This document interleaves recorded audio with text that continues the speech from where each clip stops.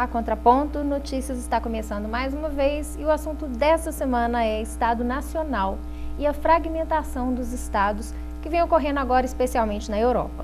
Nós vamos falar um pouco sobre o movimento de libertação na Catalunha, sobre o movimento de libertação no País Basco, que é mais tradicional até na Espanha por conta do movimento ETA, e também agora o movimento que se inicia no Reino Unido para a separação da Escócia do restante do Reino Unido, especialmente da Inglaterra. Bom, Zé Luiz, eu acho que a gente pode começar tentando falar um pouco sobre o movimento que integrou esses estados, formando o Estado-nação, para depois a gente falar sobre essa fragmentação, que é um processo inverso ao que vem ocorrendo nos últimos 500 anos. Pois é, isso é um sinal de algo que a gente já vem discutindo, conversando aqui, que pode ser sinal do fim desse Estado moderno, né?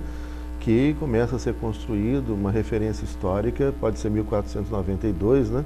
Que ali é o momento da invasão da América e da expulsão dos mouros da última cidade, Granada, né? Caem no ano de 1492.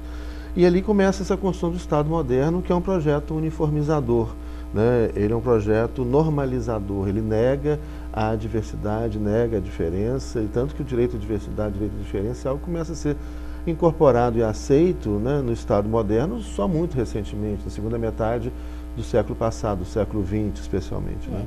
Aliás, a característica que ainda é evocada para o Estado, que é a questão da soberania, ela é uma característica que está muito relacionada com a ideia de um poder único, de um poder centralizado e que nem combina mais com a realidade contemporânea. Né? Eu acho que a gente vai chegando ao final e já várias teorias, várias vozes estão anunciando esse fim dessa modernidade que é marcada por esse projeto uniformizador do Estado Nacional, do direito moderno, que nega sistematicamente essa diversidade. Então, acho que tem um dado muito interessante nesses episódios que estão acontecendo agora na Europa, em meio a toda essa crise econômica, né, que esses Estados modernos na Europa, que eles todos talvez seja exagero, mas a grande maioria deles, né, são estados que marcam a hegemonia de um determinado grupo étnico sobre os outros grupos. O caso espanhol, né, que é o primeiro que você colocou, né, ali é muito forte isso. Quer dizer, a construção dessa Espanha moderna, a partir da invasão da América, depois da expulsão dos mouros, ela começa com um projeto que centraliza o poder na figura do rei e da rainha, né, a rainha Isabel de Castilha, e o rei de Aragão, né, o Fernando de Aragão. Né, os dois começam a inventar essa Espanha moderna. Né? Inclusive a imposição do idioma, do castelhano, né, porque se falam muitas línguas na Espanha. Inclusive a gente comentou aqui no programa sobre Marina Leda, que fica na Andaluzia, que se fala andaluz. Né? Isso aí é polêmico, né? Porque aí os castelhanos não vão aceitar de jeito nenhum, porque o andaluz, na verdade, é um castelhano falado de forma diferente. A gente pode levar em consideração toda a riqueza, por exemplo, que o idioma português, né, o chamado português, falado no Brasil, tem em cada região, às vezes em cada estado, né, brasileiro. Né? A gente tem até dicionário baianês-português, rondoniense, português-rondoniense. Né? E você já ouviu aquela discussão, né, de qual a região do Brasil onde se fala o português mais correto? Né? Aliás, eu já ouvi isso até em relação ao próprio espanhol, o castelhano. Né? Eu já ouvi falar que o Equador é onde se fala o castelhano mais correto. Né? Porque, na verdade, o que a gente está querendo discutir aqui é exatamente a inexistência do correto e do errado, mas são variações, né, próprias da história, da experiência de determinados lugares que vai alterando o idioma. Né? O idioma é vivo. Lógico. E isso faz parte do projeto moderno. Né? Isso é uma discussão muito interessante. Porque Isso de uniformizar, né? De criar o padrão e negar a diferença. Isso.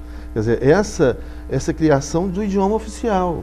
Né? Passa a ter um idioma oficial e o jeito correto de falar é daquela forma que passa a ser ditada pelo Estado.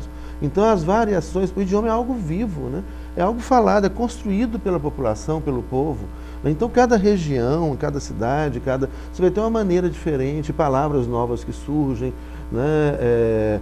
Eu até tive interessante uma vez, a gente sentado à mesa com alguns professores amigos, né, de Brasília, né, e a professora Tatiana é de Brasília também, é da corte, né, e aí a gente estava falando do futebol mineiro, eu comecei a falar, porque o fulano dibrou 1, dibrou 2, dibrou 3, e aí eles ficaram indignados, falaram, mas professor, eu sou um professor doutor falando dibra. Dibre, né? Drible, né? Dribla. Eu falei, olha, mas esse é o problema da diferença do futebol no Distrito Federal e futebol em Minas Gerais, né? Porque lá fica dribla um, dribla dois, você tropeça na língua e o cara acaba não driblando ninguém, não tem futebol. Né? Ou seja, isso é uma variação regional, chamado por alguns de uma variação regional da linguagem culta. Mas voltando lá ao caso da Espanha, esses estados modernos todos eles se formaram a partir da hegemonia de um grupo sobre os demais. Né? E no caso espanhol foi a hegemonia do grupo dos castelhanos, dos que falam castelhano, que se torna o idioma espanhol. Então o espanhol é o castelhano, né? Que se fala da rainha Isabel de Castilha e de Aragão também, onde se falava o castelhano. Na Andaluzia também vai se falar o castelhano. Só que tem outras regiões, outros povos, outros grupos étnicos que falam outros idiomas, como o valenciano, o catalão, né, que é primo do valenciano, como o galego, que é muito próximo ao português. É o português, exatamente. O que eu ia comentar, inclusive, é que essa demarcação territorial, ela era tão artificial na formação dos estados modernos, que alguns grupos têm mais proximidade cultural, linguística com povos de outros estados, sim, né? Sim. Como, por exemplo, uma variação do espanhol que se fala que parece muito mais com o português, né? O País Basco, que está dividido ali com a França. O caso do galego, né, é muito próximo ao português, né? Você tira o J, põe o X, errado. Para nós é o português escrito errado, né? É muito próximo ao português, o galego, né? E se tem o catalão, por exemplo, o catalão é uma mistura de espanhol com francês, com um pouco de português, uma pitada de cada coisa. A gente não entende nada, o catalão entende uma ou outra palavra, né? Mas para quem domina o espanhol ou o português, para ouvir o catalão é muito difícil, a gente entende algumas palavras.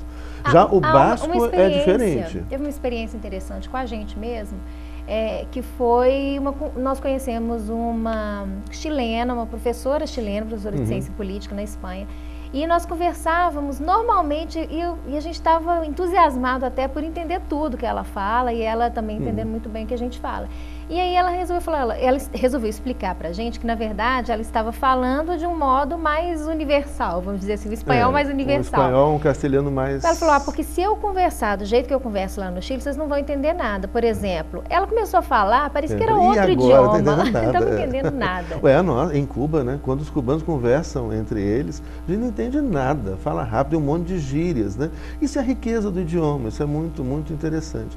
Agora, o caso basco também é um caso atípico. O povo basco, eles têm um idioma pré-indo-europeu, então não parece com nada do restante da Europa.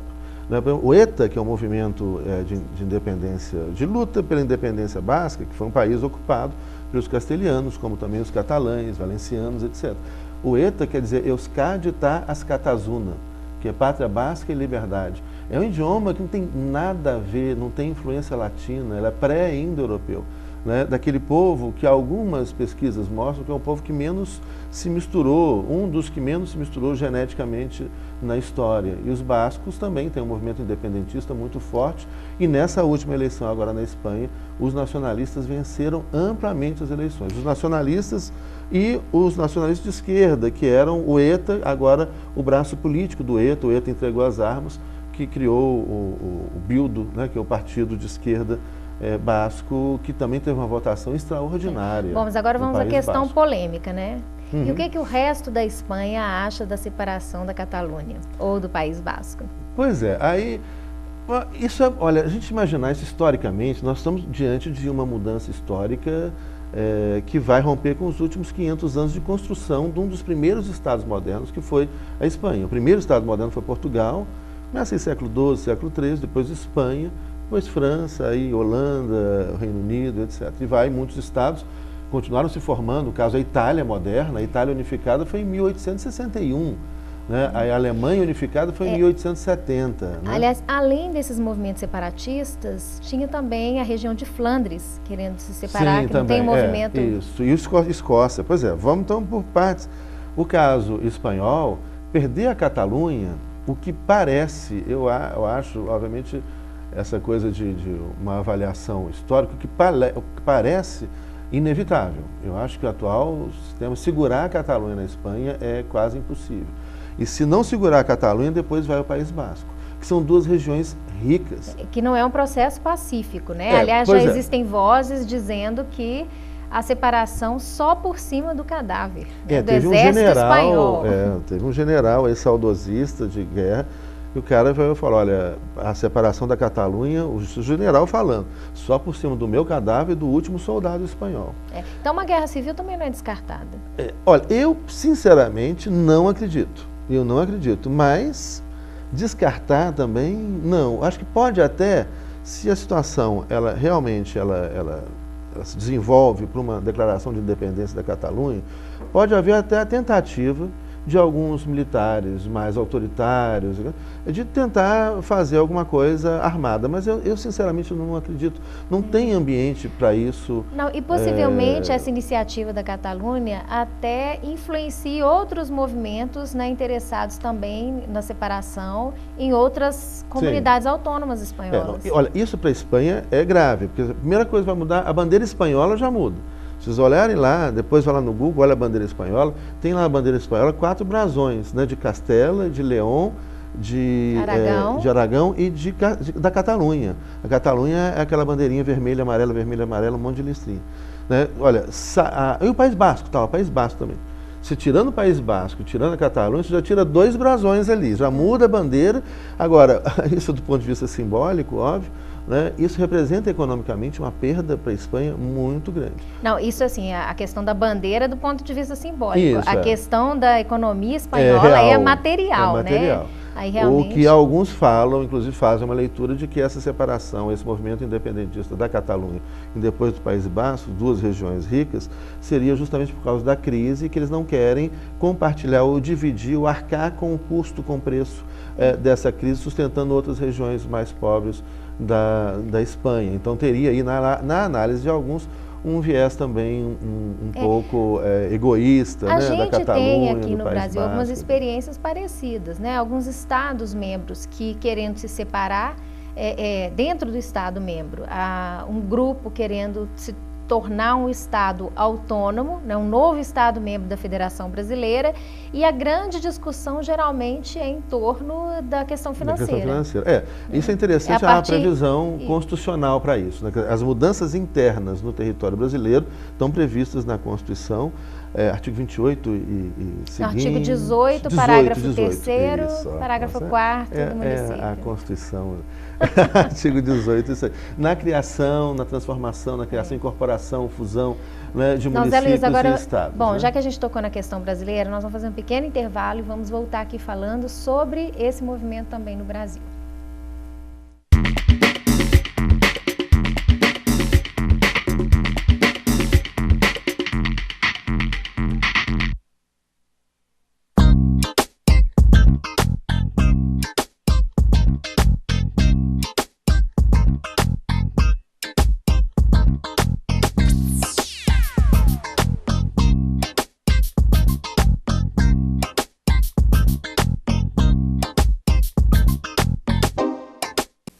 Sempre que a senhora me vê na televisão, a senhora logo pensa: opa, tem produto de limpeza novo chegando.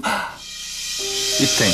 Só que este é um produto que vai deixar o seu filho de cara limpa e que vai acabar com toda a sujeira que as drogas estão querendo fazer com ele. E é tão fácil de usar. Quer ver? Toda vez que aparecer alguém oferecendo drogas, a senhora pede pro seu filho usar as mãos e fazer assim para as drogas. Socorro, não estou sentindo nada. Não vai dar mais pra chorar, nem pra rir. Socorro, alguém me dê um coração, que esse já não bate, nem apanha. Por favor, uma ajuda pequena, qualquer coisa que se faça, um aviso, um telefonema. Socorro, alguma rua que me dê sentido, em qualquer cruzamento, acostamento, encruzilhada. A exploração sexual de crianças e adolescentes é crime. Se você presenciar qualquer ato desse tipo, denuncie. A ligação é sigilosa e gratuita. Com a sua ajuda, podemos mudar o destino de muitas crianças.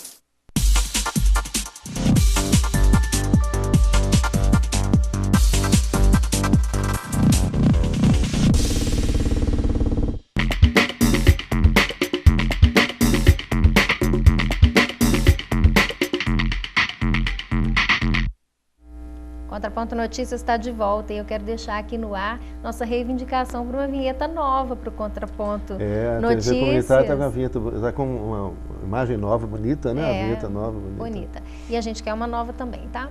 Bom, mas a gente falava aqui no primeiro bloco, no Contraponto Notícias de hoje, sobre a questão separatista, né, que envolve movimentos na Espanha, no Reino Unido, hoje na Bélgica também.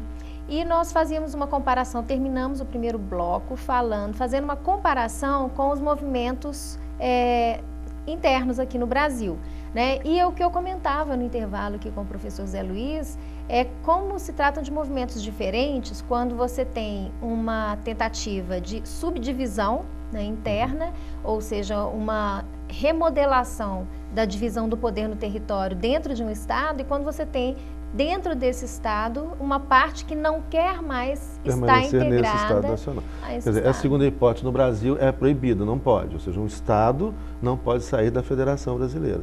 Agora, internamente podem ocorrer transformações da estrutura territorial e do poder no território do Estado interno, com a criação, desmembramento, fusão, incorporação de municípios e estados. A gente tem a previsão no artigo 18, né, que colocou, muito interessante, que vai prever, por exemplo, a possibilidade, a gente teve mesmo a criação de novos estados, né, por desmembramento, por exemplo, o caso de Mato Grosso do Sul, que saiu de parte do território do Mato Grosso, que continua existindo Mato Grosso, com um território menor, né? Existem também pessoas interessadas, grupos interessados numa outra divisão do Mato Grosso, né, que é ali a região do Araguaia, que envolve a região mais produtiva. Né? Também, tem um histórico movimento aqui para tirar o nariz de Minas Gerais. Que é o Triângulo Mineiro. Que é o Triângulo Mineiro, para a criação do Estado do Triângulo. Tem vários projetos para a região norte, né, sim, do Nordeste. Brasil. Nós tivemos o caso da criação de Tocantins, que também foi para o desmembramento. Ele pegou parte do Estado de Goiás, tirou uma parte do território, criou um novo Estado, mas Goiás continua existindo. O projeto Maranhão do Sul. Enfim, que são várias formas, tanto entre os estados, né, que você pode ter, né, esse desmembramento, né, essa desmembramento, a subdivisão e a incorporação entre si, que é a fusão, né, de estados, como também nos municípios, né, onde você pode ter também um processo no caso do município já pode existir o processo de incorporação. Né, Agora, o mais comum no Brasil, no caso dos municípios, que é até um procedimento que não tem sido utilizado, né, ultimamente por conta de uma emenda à Constituição que colocou um freio na multiplicação de municípios, mas é o desmembramento para a criação de novo município, né, que é a chamada emancipação Você tira uma parte do território daquele município antigo para criar um novo município. Isso aconteceu demais. Uma subdivisão do município, gente, uma divisão interna, me faltou agora aqui a palavra. Tem desmembramento. Sim, o desmembramento. A incorporação, o desmembramento e a subdivisão. Para um território do município se desmembrar, ela tem que antes se tornar uma unidade do município, que é um distrito. Me faltou essa palavra. Então era isso, né? O processo mais comum no Brasil foi de emancipação dos distritos, criando novos municípios. Mas vamos voltar aqui na Espanha? Pois é, no Brasil não pode, em geral, os estados não podem, né, perder parte do seu território. São raros os casos onde se admite isso constitucionalmente. Por exemplo, uma exceção é o caso do Canadá, onde já houve 2 plebiscitos para a independência do estado do Quebec, da província do Quebec, que é uma província francesa em meio ao restante do Canadá inglês, mas o Quebec permanece no Canadá. Como vai ocorrer o plebiscito com relação ao Reino Unido, à Escócia? Então, aí é muito interessante. É interessante que enquanto na Espanha um general ameaçou lá, até com guerra civil, que eu acredito não vai ocorrer, eles vão colocar uma solução negociada. Mas é o espírito latino, né?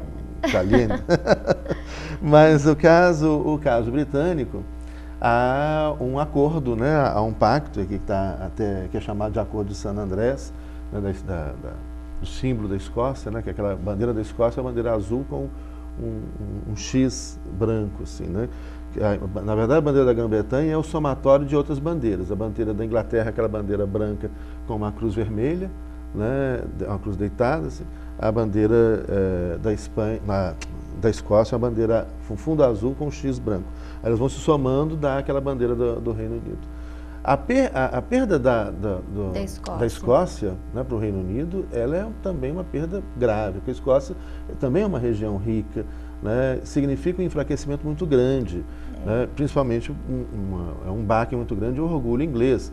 Se o Reino Unido hoje custou para engolir, perder a sua posição de quinta economia para o Brasil, né? Hoje o Reino Unido passou a ser a sexta economia, a sexta ou a sétima? Não, o Brasil passou a ser a sexta, o Reino Unido passou a ser a sétima economia. Né? Com a saída da Escócia, nossa, eles dão mas uma esse processo, se a gente importante, prestar né? atenção, na verdade, isso já estava sendo gestado no século XX. Né? No caso da Espanha, com a criação das autonomias espanholas. Do Estado autonômico. O Estado autonômico espanhol em 1978, com a Constituição de 78, que já sinaliza para uma autonomia maior de determinadas regiões. E no caso do Reino Unido, né, a gente pode falar até mais recente mesmo da restauração dos parlamentos, de certa autonomia administrativa, legislativa. Que até desconfigura o Reino Unido como um Estado unitário. Isso, né? Você já começa ali a caminhar na direção de um Estado regionalizado. Que até tem uma curiosidade o Reino Unido, né, que é o único Estado nacional que tem 4 seleções de futebol, né, que competem separadamente. As pessoas acham a Escócia, o Estado soberano da Escócia, é uma região que tinha um grau, também como a Irlanda do Norte e o País de Gales, né? São as regiões, e a Inglaterra, País de Gales, Escócia e Irlanda do Norte, é o Reino Unido, que formavam um Estado unitário que começou a ter, no governo Tony Blair, um grau de autonomia maior, uma autonomia legislativa, reabrem os parlamentos. Olha, eu não tenho certeza, né, Luiz, mas eu acho que nas Olimpíadas os atletas eram do Reino Unido. Nas Olimpíadas é a bandeira única, é aquela bandeira que a gente conhece lá, vermelha, azul, branca, toda elaborada.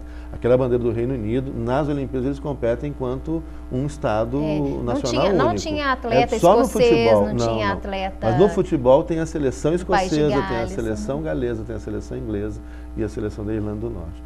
Interessantes, mas eles inventaram o futebol, né? Mas isso é até ruim para eles, porque separam os craques, já são poucos. Olha que interessante, a gente falou assim, vamos voltar a falar da Espanha, nós falamos do Canadá, nós falamos do Reino Unido e não voltamos na questão da Espanha efetivamente, né? O que mais que você acha ali que é interessante e que marca esse movimento ali da separação da Catalunha, já que você antecipou aqui para a gente que não acredita numa guerra civil? Não acredito numa guerra civil, acho que vai ter não tem que encontrar alguma negociação, alguma solução negociada, mas você mencionou mesmo o caso do Estado autonômico. O Estado autonômico já foi uma solução negociada. O que o Estado autonômico na Constituição de 78 na Espanha representou? Conferiu muito mais autonomia administrativa, legislativa, financeira para as comunidades autônomas, como a Catalunha, o País de Gales, do Reino Unido, a Galícia, o País Basco, a Castela, León, Aragão, Valência, Andaluzia e etc. Então essas comunidades autônomas passaram a ter mais competências administrativas, passaram a ter competências legislativas, mais recursos. Então isso já foi uma negociação. Falou, olha, a Espanha, para se manter unida, ela tem que negociar e conferir mais autonomia para as suas comunidades autônomas. Às vezes separar um pouco é necessário para manter descentralizar e reconhecer a autonomia é uma forma de manter a unidade. Talvez o que possa sair agora é um acordo conferindo ainda mais autonomia para esses estados. Acho difícil também se pensar uma Espanha federal, mas pode ser uma alternativa. Mas a Constituição espanhola rejeita um Estado federal na Espanha, então eles teriam que mudar a Constituição. Então, eu não sei, eu acho que o difícil, eu acho que o caminho é mesmo com a independência da Catalunha, mas que saindo da Espanha, sairia inclusive da União Europeia. Porque se a Catalunha se transforma em um Estado soberano, ela sai da União Europeia e teria que passar pelos processos, se ela desejar, né, a Catalunha independente, pelos processos que outros Estados soberanos tiveram que passar para serem aceitos na União Europeia. Pois vamos falar então de União Europeia. O caso da Escócia também é o mesmo. Se a Escócia declara a independência, o plebiscito escocês em 2014, a Escócia deixa o Reino Unido e deixa a União Europeia. Pois será que a União Europeia está ameaçada com esses processos independentistas na Europa, né, em países tão tradicionais quanto a Espanha, Reino Unido? Eu acho que ela já está ameaçada por um problema econômico grave, né, com relação ao euro, essa crise econômica que só vem só se aprofundando, não há ainda uma saída à vista para essa crise. Eu acho que, em boa parte, a União Europeia ela hoje é muito mais um nome do que uma realidade. né, aquela ideia de livre circulação de pessoas e mercadorias, etc., ela também já está ameaçada, fronteiras foram reativadas, os franceses expulsaram os ciganos, os europeus já se olham com um estranhamento muito grande, né, a Alemanha vai intervindo na Grécia, em Portugal. Eu acho que a União Europeia está muito descaracterizada. Aliás, uma coisa que me marcou muito nessa nossa viagem recente aqui à Espanha foi a discussão permanente sobre a crise. Aliás, o grande assunto na Espanha atualmente é a crise da Europa, crise econômica, e especialmente em relação à intervenção da Alemanha nas questões da União Europeia, né? E aí o país me pareceu bastante dividido. Não sei se você teve essa mesma impressão, mas os espanhóis me pareceram divididos entre aqueles que apoiam essa ingerência alemã na atual gestão da União Europeia e aqueles que acham que na verdade, estão acirrando assim, uma antipatia, uma resistência ao governo alemão, ao governo da Merkel. Isso eu acho que está muito presente na televisão, no rádio, na imprensa espanhola, né? Alguns defendendo, falando, não, a Alemanha na verdade está ajudando, mas a Alemanha não vai mandar dinheiro novamente e prejudicar a sua própria economia, etc.